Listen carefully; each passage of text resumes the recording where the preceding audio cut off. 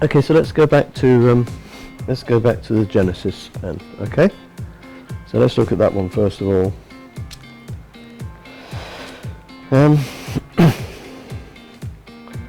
Genesis 21 from 8 to 21. This is obviously talking about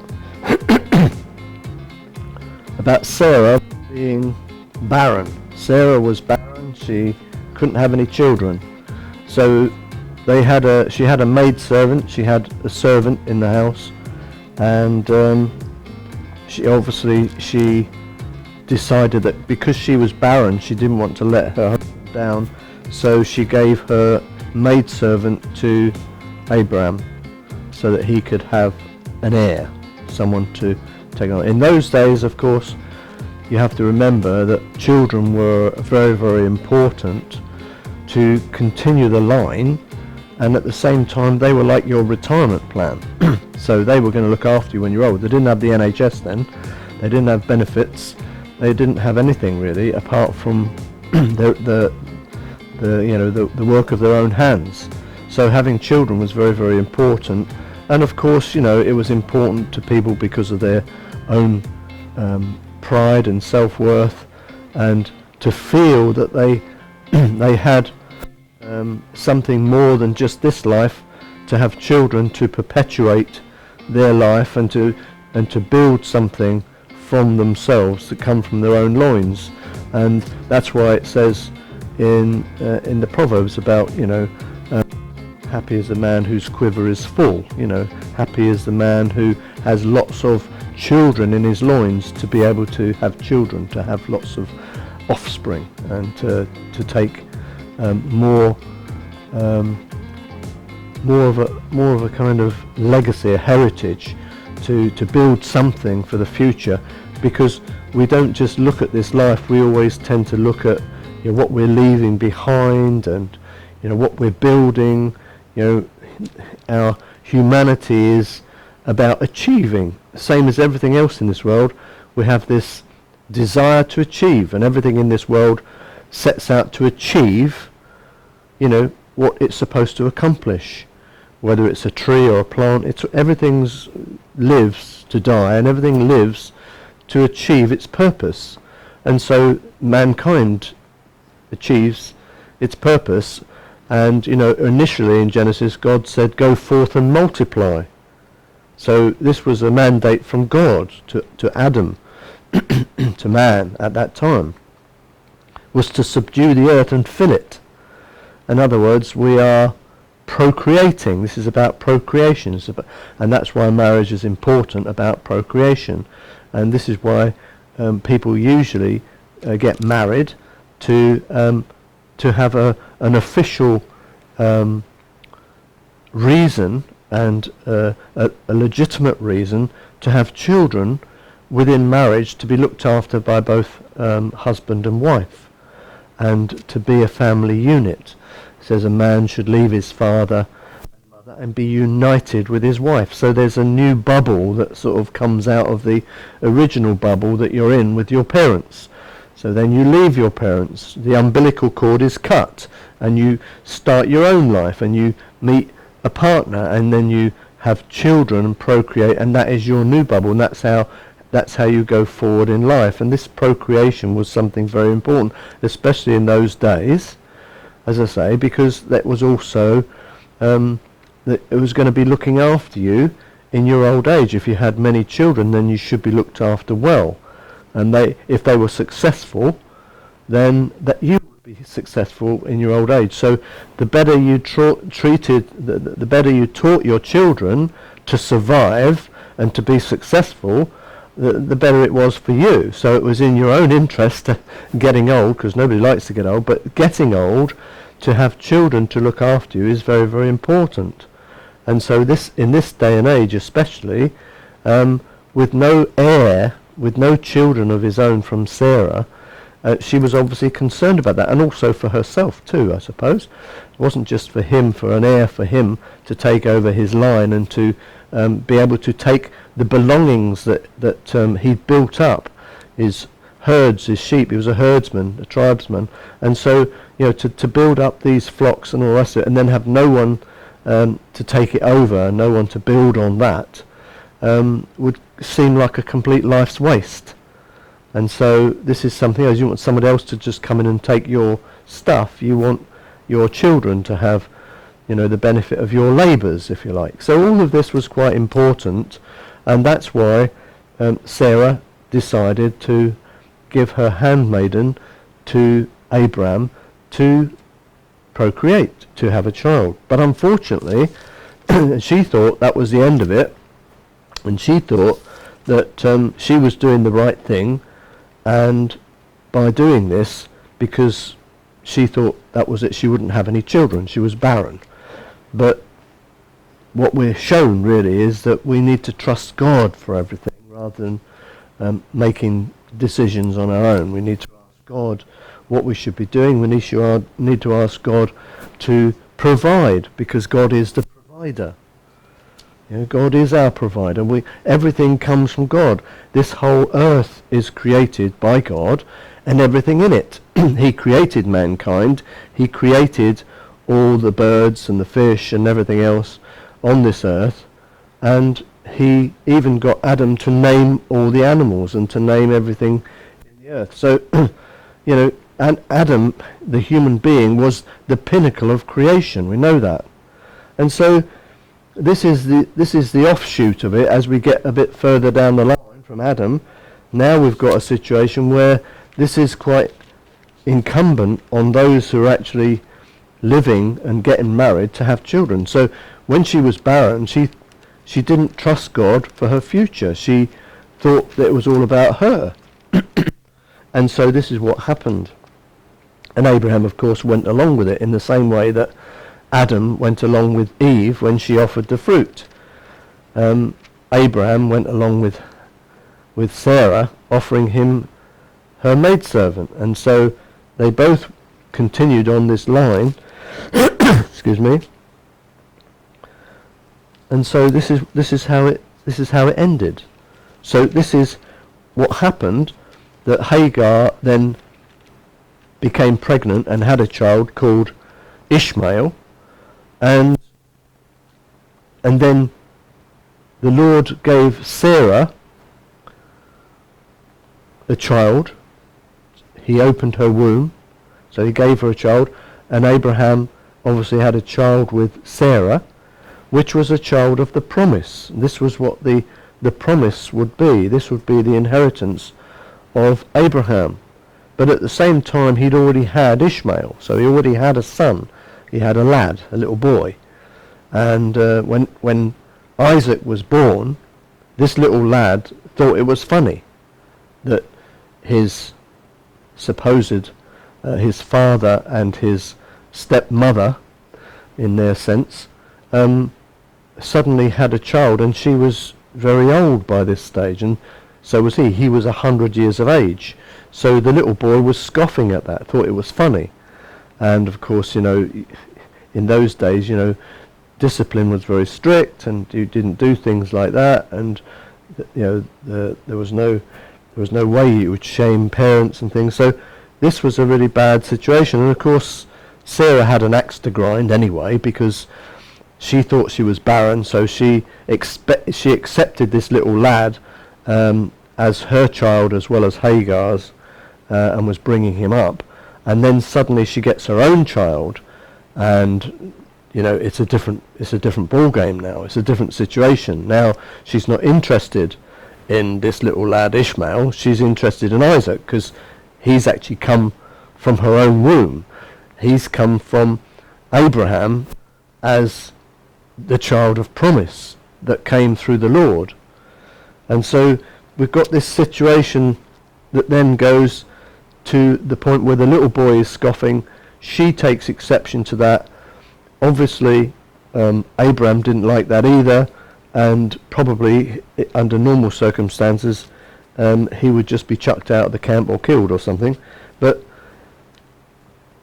God said to him, I'm going to make him a great nation. So he's going to become a nation. So because he still comes from you, he still comes from your your loins, and so he's still your child.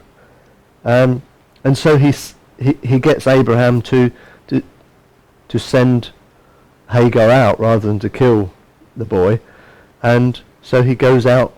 His mother takes him out with a skin of water and some meat, and that's it. They're left then. They're just put out. So it takes us back to when it was a situation where, wives or concubines were literally goods and chattels to be done with whatever the master of the house decided. That was the way it was then. That was their. Abraham was obviously quite a shall we say, a strong tribesman. So you didn't mess around with these people. These were hardy desert people. These were people that if you came across them in the desert, you'd be a bit concerned that you wouldn't die. These people lived by the sword. They lived by their own wits, and this was the wilderness. They were in the wilderness, and they had to kill their own food and eat it, and they had to look after themselves. They had to protect themselves. So they were like warrior tribesmen, and we've seen probably some of that on films in the past. So this is what was going on, and so God opens the eyes of Hagar, and she sees her well, and realizes that God was looking after her, and she continues with that. How do we moralize over what had happened? This is not in our day. This is not in our time. Abraham was a servant of God. He had a child of promise. He was given a covenant with God. He made a covenant with God. And so you begin to sort of question how that works. How does God work in these situations? But at the end of the day, we have to leave it with God. We can't know and understand everything that God does. We can only look back in hindsight and say, well, having Ishmael probably wasn't a good idea. Maybe he should have trusted God in the first place, and so should have Sarah. But in this life, when we have circumstances, sometimes we forget that God is in control of everything. Sometimes we tend to see everything around us, and we are so used to being in the flesh, we're so used to having to deal with what's in front of us, and to deal with stuff on an everyday basis, that when more complicated things come along, we often don't think to ask God, or we don't think to call on God, or we forget that we need to trust in God. And I think that happens to a lot of people. And so what happens in that situation is you end up with an Ishmael. So when people talk about having an Ishmael, they're not necessarily talking about having a child out of wedlock, because in this instance it was seen to be within wedlock. It wasn't seen to be out of wedlock. And so it wasn't a situation where there was supposedly in that time a sin taken place, but it was just a lack of trusting God at the time that caused this problem. And everyone goes through life, and there are times when we don't trust God enough, and we end up with an Ishmael. We end up with a problem because we haven't trusted God. And so this is really important, that we need to get to that place of trusting God. Abraham trusted God. In the end, he was reminded by God that he needed to trust God. And when God sent, a deputization to him to say, this is what's going to happen. Sarah's going to have her womb opened, and you're going to have a child in your old age. I imagine that this was quite a shock, especially after already having Ishmael. You can imagine that the feelings that probably were going on in Abraham were, oh my goodness, I've messed up. God still loves me and is caring for me, but I've really messed up here, then I need to get back to trusting God for what's going to happen. So if he's saying this is what's going to happen, I need to believe that. I need to accept that and believe that and go forward with that. And so that's what's happened here. So what it says to us is, whenever we're not trusting God, we will end up with an Ishmael situation. People will get hurt. People will get wounded. And you're not in the right way that God wants you to be. You're not following God. You're not following his path, and so things go wrong. So when we're in everyday life, when we're going along and just almost ignoring God, then this is what happens. So we have to make sure that we get to a place where we are following God, that we are continuing to believe God, to trust God for our future. And it talks about this in Romans, if you think about it. When we go forward to Romans, it's saying there about unless you're prepared to lose your life, then you're gonna lose it anyway. So, but if you're prepared to lose your life, then you're going to find new life in God. And so, unfortunately, Abraham didn't lose his life. He didn't give up his own feelings. Sarah didn't lose her life at that point. She went for what she wanted and manipulated the situation as opposed to trusting God, and ended up with this Ishmael situation, which caused a lot of pain on all sides. And it wasn't really honouring to God. That's the point. Because it wasn't the fact that she gave the maidservant, it was the fact that she didn't trust God to bring a child of promise, because God had already promised Abraham he was going to make him a mighty nation. So this is important to understand. So if you have anything in your life that you are trying to manipulate or control or make happen in your way and not following God's way and not trusting God for it, then you're going to end up with an Ishmael. You're going to end up with a problem you weren't expecting. Something isn't going to go well for you, and you're going to end up with a thorn in your side. You're going to end up with a problem that is of your own making, and you can't blame God for it. It's because you haven't trusted God in the first place. You haven't relied on God, and you've started to try and do things your way instead of God's way.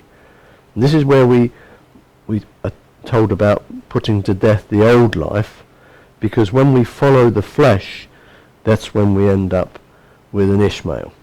Making sense? Yeah? Okay, let's go forward very quickly to Jeremiah chapter 20, verses 7 to 13. Sorry, 7 to 12.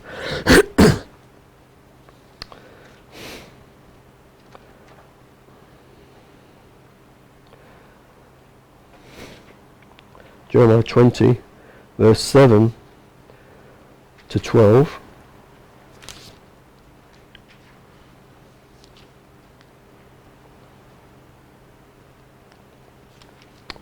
And one of the things that we see straight away is how Jeremiah is basically talking to God and effectively saying, God, you are the one who made me do this. You're the one who called me to this, and I'm in problems every day. I'm really having problems because you've called me to this ministry, but look what's happening. Everyone's against me. Yeah. For when I spoke, I cried out, I shouted, violence and plunder, because the word of the Lord was made to me a reproach and a derision daily. Then I said, I will not make mention of him, nor speak any more in his name. But his word was in my heart like a burning fire, shut up in my bones. I was weary of holding it back, and I could not.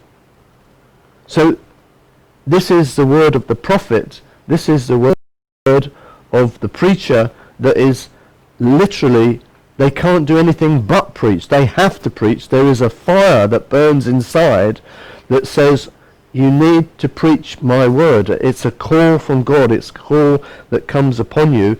And there are times when you are tired. There are times when you don't want to be unpopular. There's times when you don't want to say the things that God's called you to say, but you have to say them. And there is a fire, there is a pressure inside that comes upon you. That's why Dr. Martin Lloyd-Jones said to anyone who was thinking about the ministry, if there's anything else you want to do, if there's anything else you can do, go ahead and do it. Because if you can do another job other than preaching, it's better that you do it. Because if you're really called to be a preacher, you won't be able to just do another job other than being a preacher. You'll have to be a preacher. You are called. And we're told, God's call is irrevocable. So when you are called, it doesn't go away.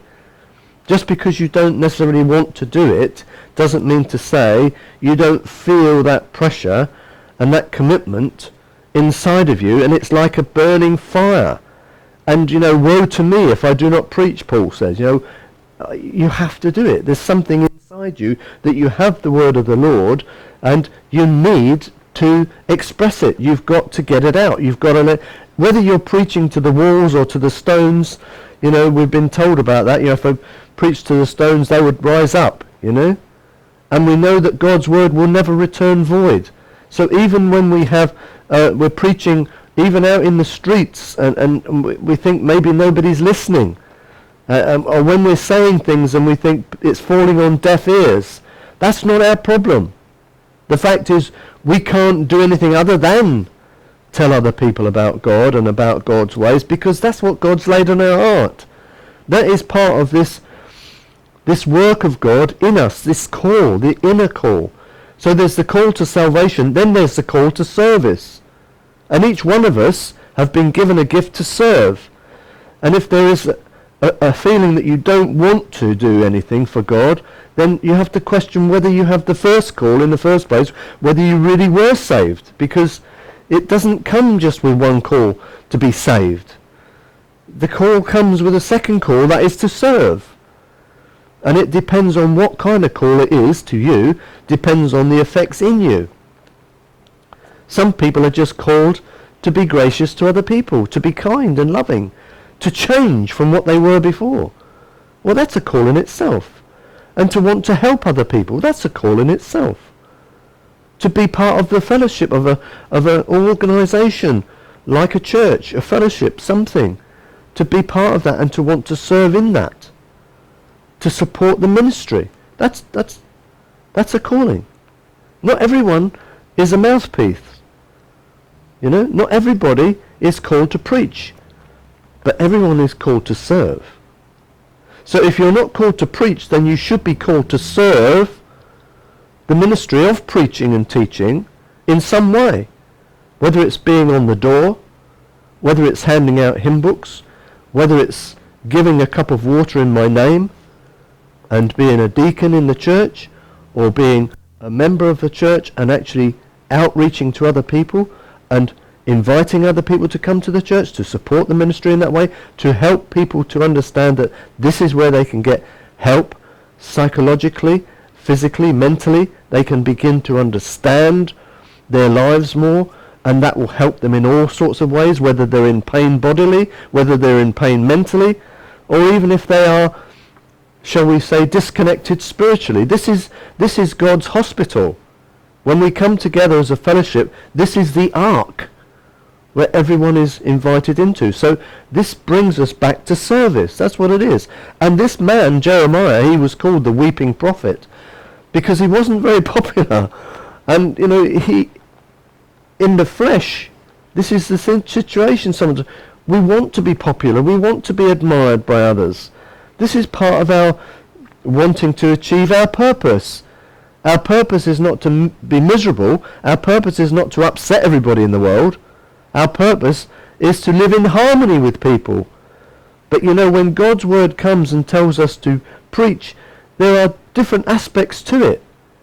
There are aspects which is preaching the love of God, and there are aspects that are teaching God and God's standards, and the fact that we're failing God, and that we are failing these standards, and that we need to call on God and ask God's mercy for our lives and the way we live. So it's a twofold way that is being preached. And if a nation or a people are going the opposite way to God, which obviously when God was sending the prophets, then they were obviously going astray. They're like a load of naughty children, going astray. And therefore the prophets came with a hard word and saying to them, you need to be getting back to what God's called you to. You need to be getting back to God's standards, and never mind what you want to do in the flesh, and never mind your greed and your merciless way of living. You need to get back to God's way. You need to remember that God created you, and God is going to call you to account. So there's that side of the prophecy, there's that side of the preaching, and of course Jeremiah was unpopular, but he couldn't do anything else. And part of you tends to feel a little bit sorry for him, poor man. He was so unpopular, and at the same time he had this internal pressure that God put this pressure into him to have to speak his word out and have all the persecution and all the derision from the people. And yet we also have this situation today. Speaking out God's word today is not popular. We're no longer living in a Christian Britain. We're living in a multicultural country now. We're living in a multi-faith country, and we're living in a no-faith country, because a lot of it is just nonsense. And there's a lot of religion around and not really much faith. And, God, it was Jesus said, when I return, will I find faith on the earth?